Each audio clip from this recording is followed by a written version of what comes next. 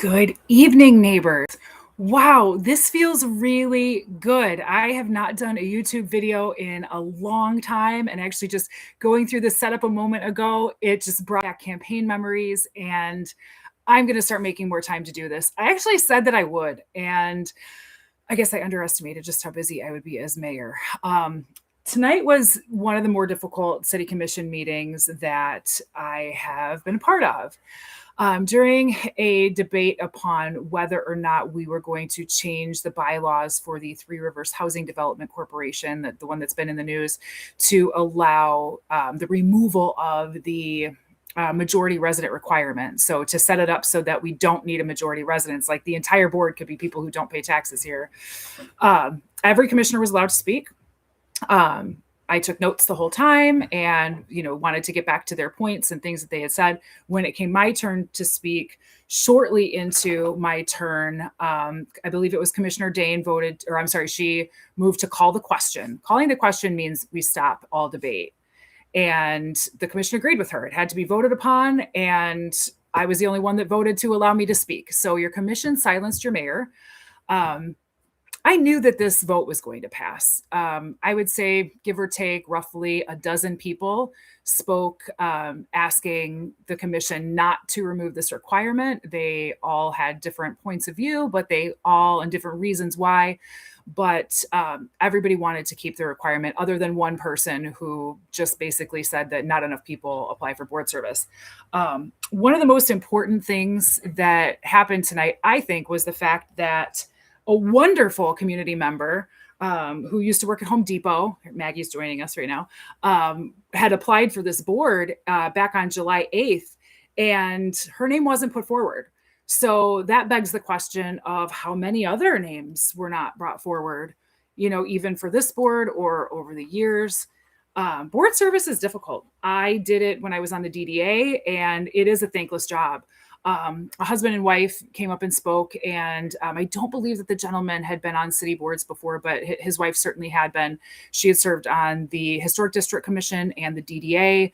I think she said 10 years each, like a really long time. She's a very, very well-known member of our community. She's an artist here in town. Sorry, Meg's shaking the screen. And she talked about how unappreciated she felt when she was on the board, and how when she completed her service, they were just like, bye, and nobody really cared. Another thing that was brought up is that these meetings are held mostly during the day when people with regular jobs just can't do it. When I moved back to Three Rivers, I almost said when I moved back home, because it is home, in 2021, I looked for boards that I could be a part of and realized I would have to miss work to be on any board. But I wanted to sort of get back. I'm sorry, it keeps shaking the screen here, guys. I want to get back to what you guys missed about what I had to say. The TRHDC, the Three Rivers Housing Development Corporation, not to be confused with the plain HDC, which is the Historic District Commission. So tonight, I'm basically only talking about the TRHDC. It's a 501c3 that the city is the sole shareholder of. And what generally happens is when the city acquires a home due to back taxes, or it's like super dilapidated and we make a deal with the owner to buy it, we then transfer it to this board.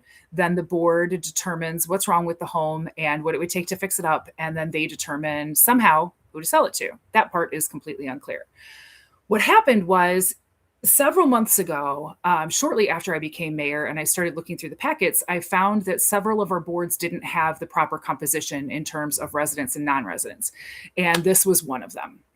I worked with the city attorney, and he then worked with city staff to produce an audit and to determine whether or not our boards were all accurate.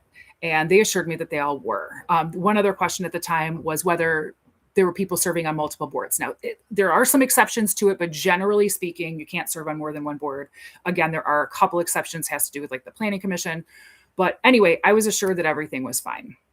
So a couple months later, a local attorney reached out to me and said, hey, by the way, you're right. This board is not properly comprised. I got their bylaws and they are operating incorrectly. And also, it turns out they were dissolved back in 2020 2023, I believe. Yeah, December of 2023, because they just didn't do their paperwork with the state. And I believe that was the only time they were dissolved, but they went like something like 4 years without doing their paperwork, then caught it up. Then they went, I believe, 4 more years and then caught it up again. But in the process of that second time, they were dissolved from December of 2023 till January of this year. And at the meeting, our attorney misspoke. He actually came up afterwards and apologized, because when I was stating that they were dissolved, he was arguing that they absolutely were not. And a member of the audience offered to show screenshots of the dissolution from Lara, and he refused to look at it. They spoke while we were taking a break before going into closed session, and he determined that, yeah, they were dissolved. So he came up to, he very politely apologized. Sorry, I'm getting a train. But yes, the board was dissolved. Also, I can't find their 990s, which are tax forms that nonprofits need to produce. Now, anybody who's on the internet, you're watching me, you're on the internet, you can go ahead and choose your favorite charity and Google their name plus the numbers 990. And it's going to show you their 990s. And granted, I have a master's degree in how to read a 990, and it's something I was taught to do in school, but it's really pretty self-explanatory. It tells you how much they bring in, how much they have in assets, if they pay their either their board of directors or their high paid staff. In this case, they don't. But if those people are paid, how much of what they bring in goes to their programming. It says their mission statement. There's a lot of information there. And it's a really good document. Before I donate to a charity, I always check their 990. I've checked, I don't know, probably 100 990s. I've done papers on them. It's something I look to, and I can't find them. Now, it doesn't mean for sure that they don't exist, but it does mean that they're not readily available. So I put in what I called a mountain of FOIAs to the city last Monday, so a week ago Monday. Leslie, our clerk, got back to me today and said she needs the full extra 10 days to round up these documents. Also, in the FOIAs, I asked that if she didn't have the complete package, to please forward me what she had as she had it. So I didn't want to wait. I thought for sure she could pull the 990s, she could pull the Lara docs really easily and ship them off to me, and I would at least know whether or not we're in compliance with our 990s. So if we're not, that's a much bigger problem than we're aware of. There was also debate on whether or not there is an active investigation. And I went ahead and read the email from the detective assigned to investigate this. There was a misunderstanding with what was written in the commercial, where the reporter had actually just called the wrong police department. And they said they know that there's some allegations, but they didn't know that there was an investigation. When he told me that, I reached out to the detective I was working with and was like, what, there's no investigation? Like, what are you putting me through this for? And he reached back and he was like, no, there is. I'm still gathering all the information, but yeah, there is. And I talked to that reporter and let him know I would put together this investigation and then forward it to the prosecutor's office. So that's legit. But some of the things that I think are important to consider are the fact that the board, the commission was asked to give this board to change these bylaws, back in 2021. And what I really, really wanted to read, because some of the commissioners are still there, was the minutes from that meeting. And they were actually very, very well done. Our former clerk, I believe it's Steve French, who had some things to say online today about this board, but whatever, he did a great job on these minutes. And I think he truly captured what the board had to say. So it said, TRHDC, bylaw review. Mayor Lowry reviewed a recommendation from the Three Rivers Housing Development Corporation to amend their bylaws to eliminate the requirement to have, just moved my computer, to remove the requirement found in section 3.02 that a majority of TRHDC board members be city residents. Commissioner McNary, still on the board, seconded by Commissioner Hay, and this is Commissioner Allison Hay, so not Stephen Hay, who's here, but his wife, our previous Commissioner Hay, moved to approve the TRHDC recommendation to amend the bylaws to eliminate the requirement. Prior to voting on the motion, Mayor Lowry voiced opposition to the recommendation and stated the majority of members of all boards and commissions should be residents. I agree. Plus, our charter says so. Now, there's a misunderstanding, I guess, or question of whether or not this board counts as a city board. Now, Mayor Lowry thought it did. He was not challenged by Pat O'Malley, our previous attorney, who is the one who incorporated the TRHDC, and it's listed in our board packets under our boards and commissions. So I think it's a board. City Clerk French noted that there were 24 board and commission vacancies throughout the city and no interest forms. And that the 3 non-city staff members, 2 city staff members have to be on this board per their bylaws, were not residents, but had strong ties to the community and brought experience to the board as building contractors and real estate professionals. Commissioner Dane, again, still on the board, she's actually the one that moved to call the question and silence me, suggested that the council approve the bylaw amendment for a period of 90 days to allow the city to advertise for interested residents who could then be appointed to the TRHDC and other boards. Commissioner Dane also noted the importance of communicating with city residents who may not use social media. One of the things I asked Leslie for in the FOIA was any kind of proof that they did that. Because what happened is they got this 90-day reprieve and then they just never got residents on the board. They just kept operating as though it was okay for these past 5 years. So at no point did they have a quorum. None of their decisions, well, I should say all of their decisions could be challenged because they didn't have the authority to make any of them per their very own bylaws. It says Three Rivers Commissioner Hay, again, Allison, suggested boards and commissions be flexible with their meeting dates and times to accommodate interested residents who may have irregular working hours or other time commitments. Commissioner Hay then removed her support from the original motion. Commissioner Lysinski then moved to second the motion, and it failed. Commissioner Dane then moved to approve the TRHDC bylaw amendment for 90 days, and that passed. So I really, really, really wanted to mention Commissioner Dane's point, and I think that's why she wanted to shut me up so badly, because I said, oh, I have what you said in the minutes. And immediately she wants to call the question, and she wants to stop me from saying that. And I said, you know what? Don't worry. I'll just go live. So yes, it passed. Now we will not have residents in charge of what happens with tax dollars.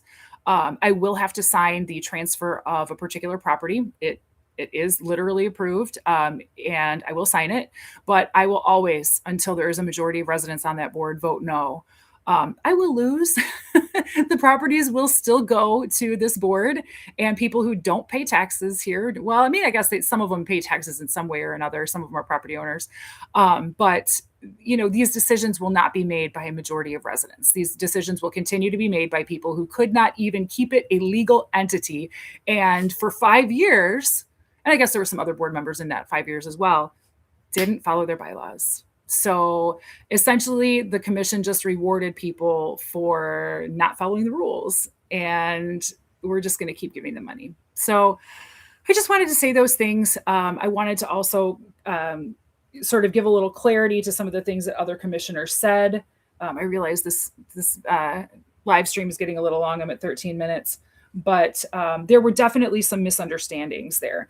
There is also a young lady who applied, I believe yesterday or today, to be on the board. And there's another resident who would happily serve on the board, and another resident that would happily serve on the board. So this is not something that the commission had to do.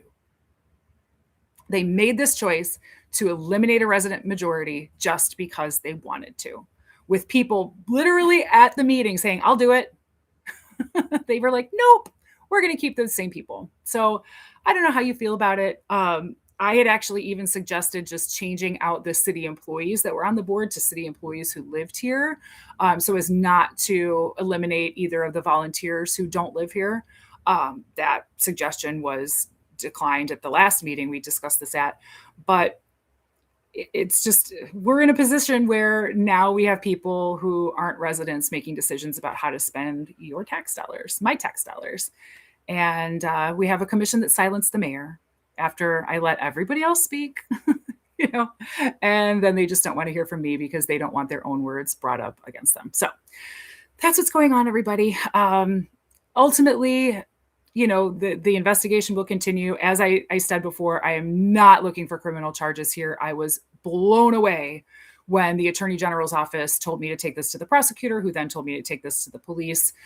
The Attorney General's office will likely investigate after the criminal investigation is over, because the board wasn't legit and hasn't followed their bylaws. So that will be investigated at some point. I have no idea what will come of that. One of the residents who said she'd be happy to serve on the board discussed a different entity completely outside the city that had an issue like that, where a board wasn't following their bylaws, and they were dissolved. People were fined. It was a big hoopla. So I hope that's not what happens here. A dear friend of mine who I absolutely adore sits on this board, and it would break my heart if anything happened to her. I've actually not spoken with her since this happened, so as not to contaminate the investigation, but I know that she's a good, honest person, and she does a lot for this community.